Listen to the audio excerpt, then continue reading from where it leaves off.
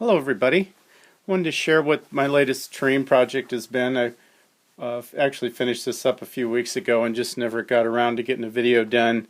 But I made this stone barn that I can use with my bolt action, or could even be medieval or Warhammer fantasy. I tried to keep it so there was nothing on the piece that really dated it to a specific era. So you could use it in Napoleonics or pretty much anything. So, but anyway, as I've mentioned in my past videos, I've had a lot of buildings that I'd gotten from Total Battle Miniatures that I'd really been enjoying their resin buildings, but they're quite expensive, and shipping from the UK is even higher than it used to be, of course, now.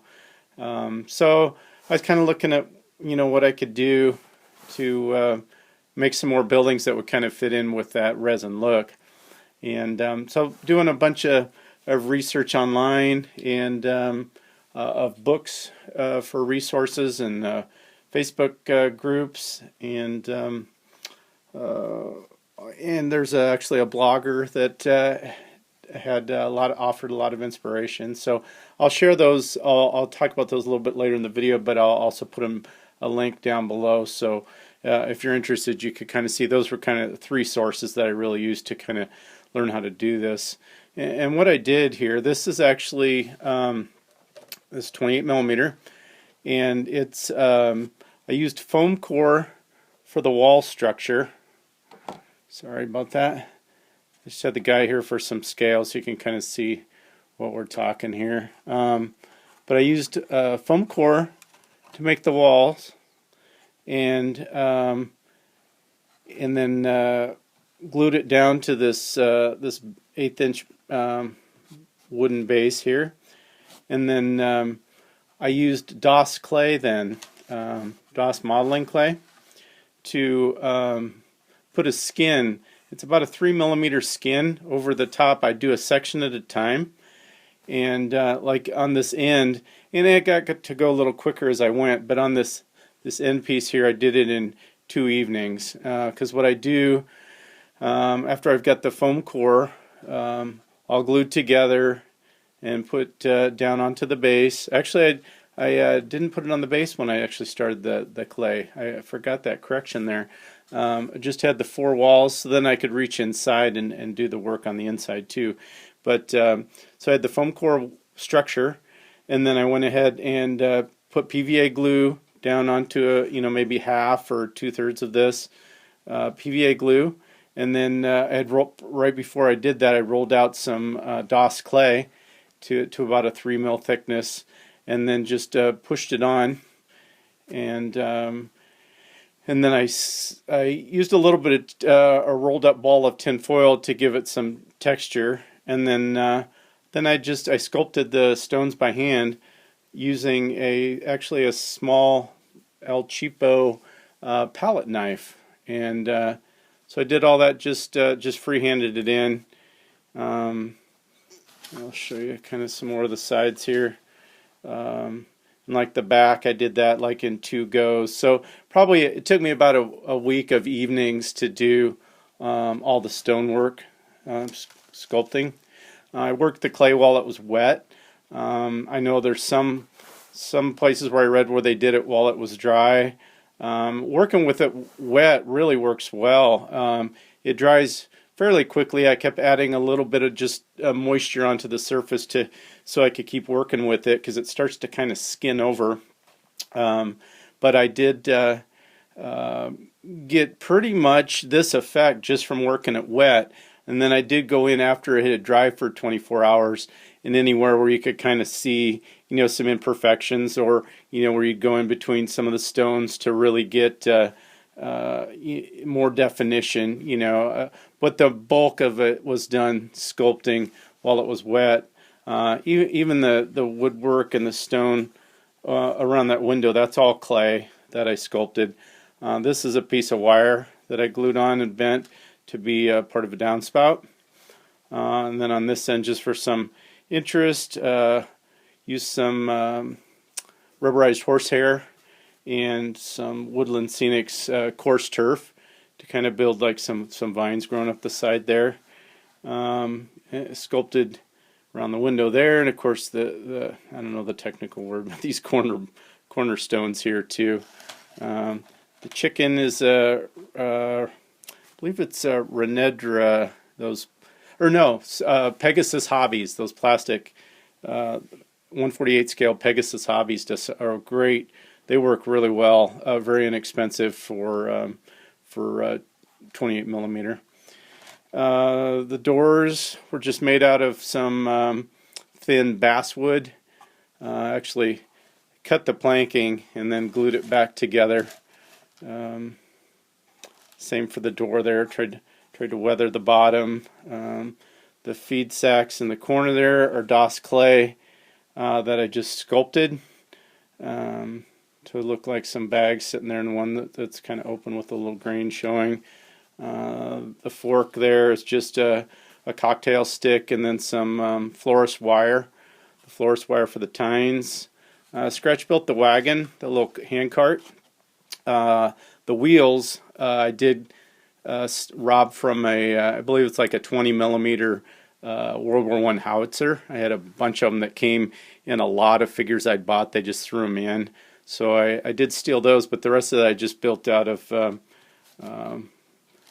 pieces of basswood that I bought from like Hobby Lobby for just hardly anything. Put a gate in the corner, and the reason I kind of did that was it could be just used like that, or if you wanted to hook a fence onto that piece, you can compensate for the 1/8 inch there, and just it pushes right, because otherwise you'd have to set it up on the building and it looks kind of odd. So I made it so it would butt in with that if I want to have a field or a pasture on the back side of that. Just to rotate it one more time, the feed bunk also was built out of scraps of basswood, and then the small walk-through gate was done the same way up in this corner too.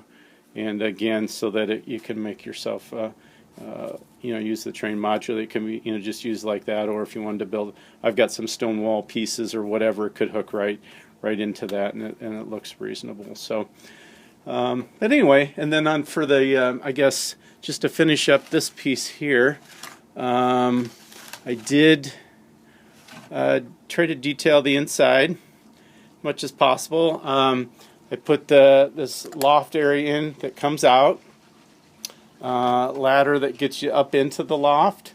I did use DOS clay on the inside also, and tried to make it kind of like it was rendered stone, and that was of course a lot easier than sculpting all the outside stonework.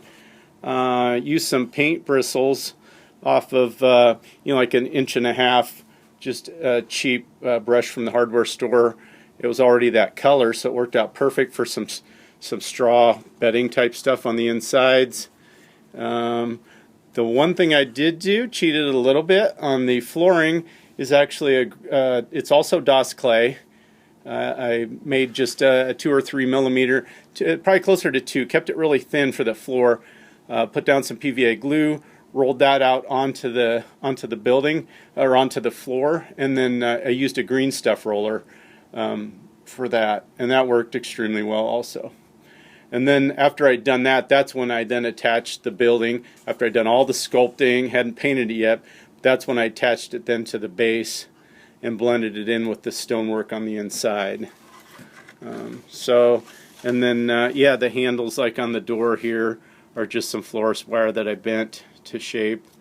And so I was happy with that. I did the roof is also just I'll put it on so we can kind of see here without holding up moving the camera around too much. It's also foam core. Edged it with some basswood to give it kind of finish it off. Wire along the bottom for the rain gutter, and then the shingles are just a cereal box, and I cut.